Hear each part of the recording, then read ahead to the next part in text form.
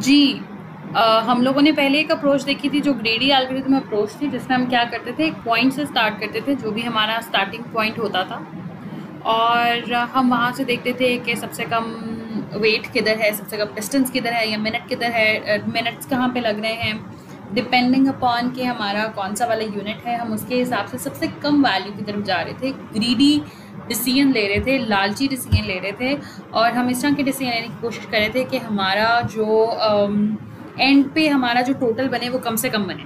और उसके लिए हम जिस भी पॉइंट पे होते थे, हमारा इख्तियार सिर्फ इधर ही होता था कि हम इधर से जो जहाँ भी आगे जाएं वो सबसे कम वैल्यू ले लें।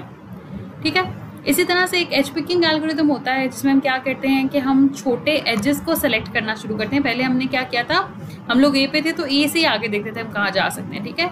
हम क्या करते हैं कि हम स्मॉलेस्ट वेट वाले एज को लेते हैं और उसे सेलेक्ट कर लेते हैं कि ये तो हमने डालने अपने आंसर के अंदर ना। और इसी तरह से आगे कर करके जो है ना वो हम नेक्स्ट प्रोसेस इसको स्टार्ट करते रहते हैं तब तक जब तक हमारे पास पूरा एक हैमिल्टोनियन सर्किट ना बन जाए। हैमिल्टोनियन सर्किट क्या है? हैमिल्टोनियन सर्किट बेसिकली कहते हैं कि आपके पास एक जो जितने भी ग्राफ में आपके पास जो है ना वो वर्टिसेस हैं, आप सबको ट्रैवल करें, और ट्रैवल करने के बाद आपके पास एक क्लोज्ड सर्किट बने। मतलब अगर आप घर से निकलें तो आप घर वापस भी आएँ, ये ना हो कि आप खाला के घर ही रुक जाएं, तो अपने घर वापस भी आना है। उसको कहते हैं हैमिल्टोनियन सर्किट कि अ वॉक मतलब हर वर्टेक्स से आप वर्टेक्स टू वर्टेक्स जाते हैं और वापस आप उस पॉइंट पे वापस आते हैं जहाँ से आपने स्टार्ट किया था। ठीक है। एज पिकिंग एल्गोरिथम जब हम करेंगे तो ज़्यादा अच्छी तरीके से समझ आ जाएगी। अब इसे हम करते हैं कि इसे सॉल्व कैसे करते हैं। बस हमें ये पता लग गया है कि हमने उस वाले एज को सेलेक्ट करना है जिसकी वैल्यू सबसे कम है। ठीक है। चले जी, ये हमारे पास जो है ना वो एक एग्जाम्पल आ गई है जिसमें आप देख सकते हैं कि हमारे पास जो है ना ये वाला वही वाला एग्जैक्टली ग्राफ है हमारे पास, जिसपे हमने पहले ग्रीडी एल्गोरिथम चला के देखा था। अब हम एज पिकिंग एल्गोरिथम चला के देखने लगे हैं। तो सबसे कम एज का क्या मतलब है? अब हमने स्टार्टिंग पॉइंट नहीं देखना, वो हम आखिर में बना लेंगे कि हमारा सर्किट क्या बनता है। हमने देखना है सबसे कम वैल्यू किधर है जी, किधर है किधर है किधर है जी, 2।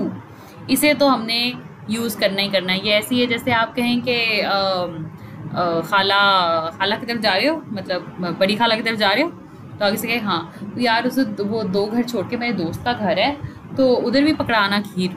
ठीक है। अब ये डिसीजन क्या था? ये डिसीजन ये था, आपने नहीं सोचा कि वो कहाँ से खाला के घर जाएगा, आपने ये भी नहीं सोचा कि वो आपके दोस्त के घर से कहाँ जाएगा। बस आपने ये कह दिया कि जो बंदा भी खाला के घर जा रहा है ना वो साथ में मेरे दोस्त के घर चला जाए। क्यों चला जाए?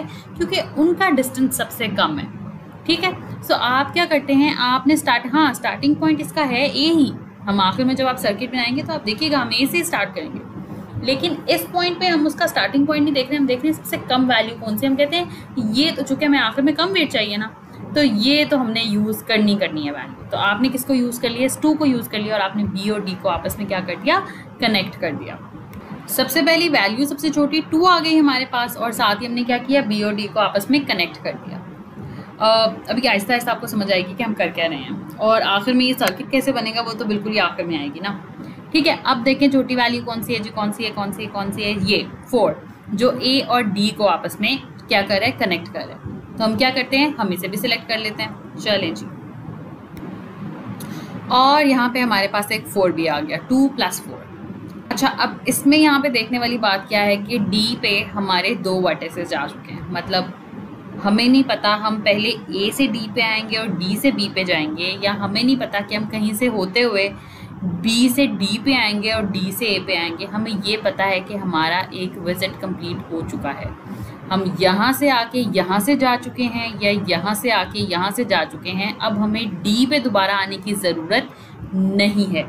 इसका मतलब हम क्या करेंगे, हम डी को जो है ना वो कैंसिल कर देंगे, यानी कि डेड कर देंगे। जो काम हम पहले भी कर रहे थे हम वही वाला काम इधर करेंगे कि हम जो हमारे पास डी है ना इसको हम ना डेड कर देंगे कि हमने अब यहाँ वापस नहीं आना है। इसका मतलब अब इससे रिलेटेड अगर 8 और 12 और 7 बचा भी है, ये अब हमारे किसी काम के नहीं है। ठीक है। अब हमारे पास 2 + 4 हो चुका है, 2 हमें एजेस मिल चुके हैं। हमने वो वाली जो है ना वो एजेस को अपने पास अपने लिए सेलेक्ट किया है जिनकी वैल्यू सबसे कम है, क्योंकि जितने मतलब अगर 1 + 1 करेंगे तो 2 बनेगा ना, अगर 12 + 12 करेंगे तो वो तो 24 ही बनेगा ऑटोमेटिकली। ठीक है।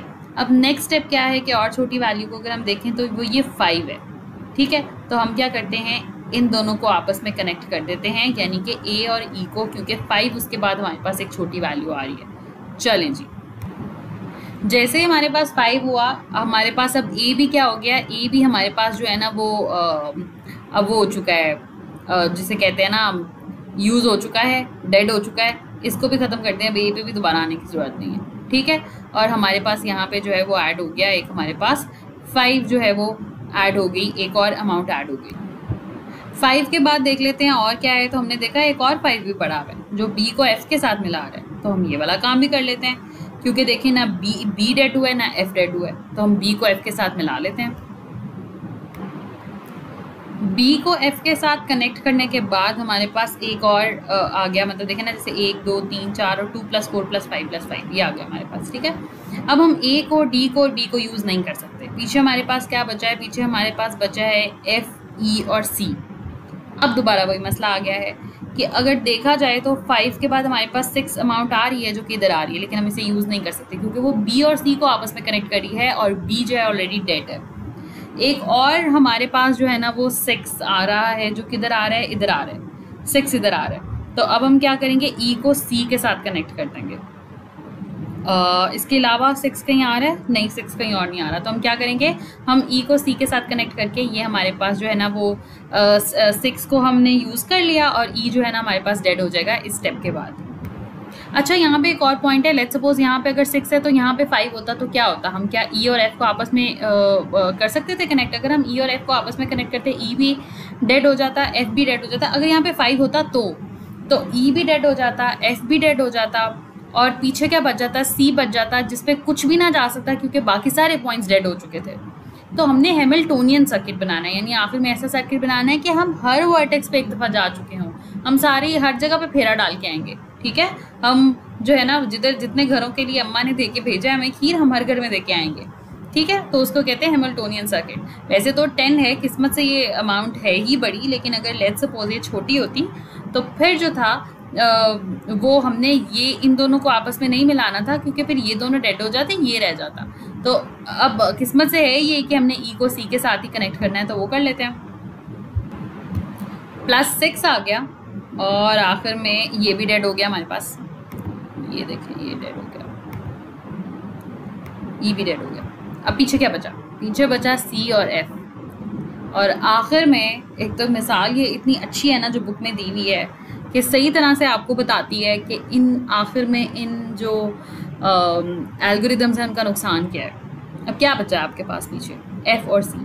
एफ़ और सी को ये आपस में आपने कनेक्ट करना है। नुकसान क्या है, 14, 8 पड़ा हुआ है, 7 पड़ा हुआ है, 10 पड़ा हुआ है, ये वाला 8 पड़ा हुआ है, 12 पड़ा हुआ है, ये वाला 11 पड़ा हुआ है, लेकिन आप इसमें से कुछ भी यूज़ नहीं कर सकते। एट दी एंड आप यहाँ फंस गए हैं कि आपको 14 इस्तेमाल करना पड़ रहा है। लेकिन वही बात है कि ये इसके सिर्फ ड्रॉबैक्स हैं जो, लेकिन फिर भी ये one of the best solutions हैं, इसलिए क्योंकि बाकी आप देखें ना, आपने सारी अमाउंट इतनी छोटी ली हुई है कि अगर 14 एक आ भी रहा है तो फिर भी this is a good solution.